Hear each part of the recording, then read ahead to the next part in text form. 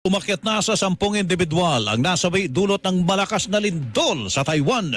Sa ulat ng GMA Integrated News, nasa mahigit sa 1,000 na ang naitatalang sugatan, kabilang ang 3 Pilipino. Ang 2 Pinoy ay dinala sa ospital pero na-discharge na rin. Ang ikatlo naman na hinimatay ng lindol ay si Christine Gumahin. Inatake siya ng mild stroke dahil sa tindi ng nerbiyos at takot na matrap sa pinapasukang pabrika.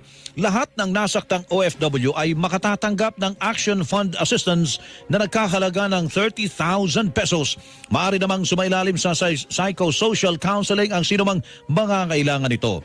Samantala, sinabi naman ng Manila Economic and Cultural Office UMECO na karamihan sa mga lugar sa Taiwan ay balik na sa normal ang sitwasyon. Sa ngayon, wala na yan problema yung ating mga kababayan. Maliban lang doon sa epicenter. Doon, pwede yan. Doon, suspendido lahat ang trabaho dahil